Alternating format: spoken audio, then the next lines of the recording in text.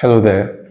So I thought of sharing my story about how I started real estate, my journey. I figured it would be inspiring to share a very authentic story of how I started my real estate career in Abuja and what actually even brought me into the FCT. I think that's very important. I think sharing authentic stories are really inspiring for people and it lets people just have a fundamental understanding of why you're actually doing what you're doing, why you're in this particular location, why Abuja itself, why are you pushing this idea of real estate in this kind of way. I thought it was very important, and that's why I decided to do this video today. So one of the main reasons why I came into Abuja was because of my National Youth Service Corps. So in Nigeria, we have something called NYC, where youths between the ages of 20 to 30 come into the program and then they're just distributed to different states and all of that. And so moving backwards, I remember when I started getting that interest into the industry, that was around my final year in school. I just finished university then, about finishing university, and then I started getting this interest in it. The industry actually spoke to me in a sense where I felt very personally connected to the industry. I could understand why I needed to be here. I could understand some of the opportunities that I could get and some of the opportunities that I could bring to other people. I had that fundamental analysis at a very young age, and one of the things I try to do is to bring that understanding to you. And so one of the things I find very hard to do in some of the videos and in some of the things I usually say is the fact of trying to show you how much I feel about the industry and about certain projects. There's sometimes I see some projects, I look at the metrics, I check so many things, and I'm like, wow, this is amazing. But I think the problem is me communicating how I feel towards the project, towards you watching me. Guys, I've seen so many fantastic opportunities and I've been like, this is wonderful. In the next 5, 10 years, this project is going to blow up, and it's just very hard trying to transfer that same feeling to you. And so over to how I started from school, from NYSC, and finally being fully in the game. And so I'm currently working with Fortray Ray Limited. Want to check the company out. We're building an amazing stuff. Fortray Ray Limited. So I think being very authentic and being very open to the company I'm currently working with and how I feel towards real estate is really particular for me. And that's one of the reasons why I'm making this video today.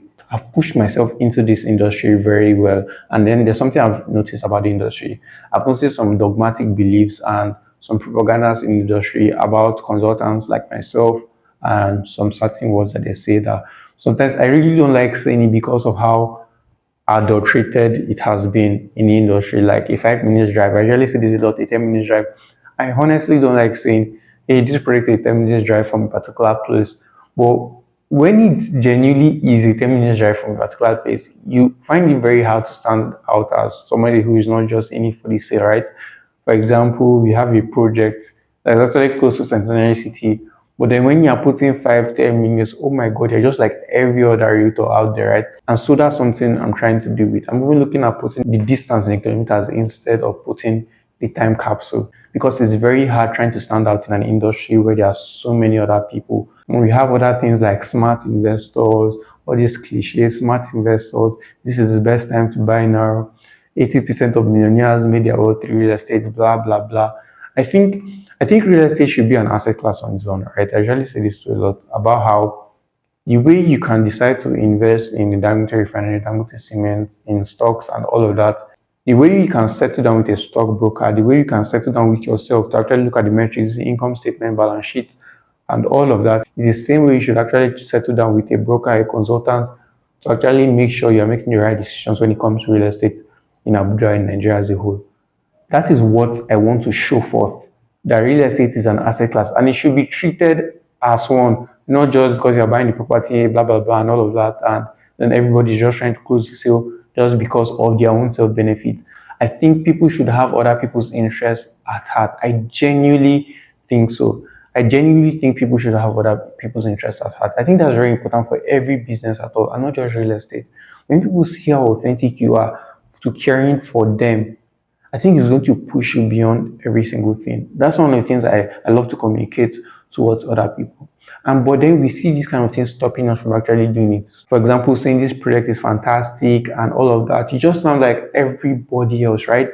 Saying, oh, this project is close to Centenary City, the Abuja City work is coming into life. It's very hard to stand out. And so what I am doing concerning this issue is setting out these things as metrics.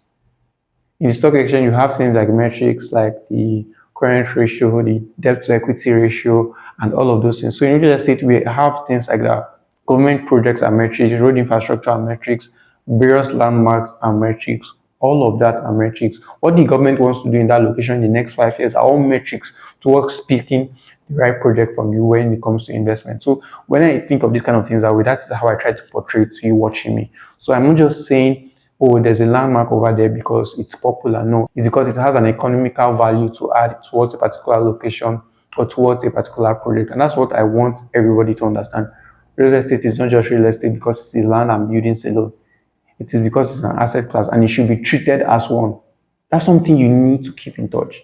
It should be treated as one. And I am going to commit my entire life towards building this industry and towards adding value towards this industry. I am going to do the things I'm going to do. I'm going to shape this industry, not just in Abuja, but in Nigeria as a whole. And we're going to shape the next generation of people who will be coming in as brilliant minds and people who are not just in it for their personal interests. And that is why I actually think that real estate should be certified.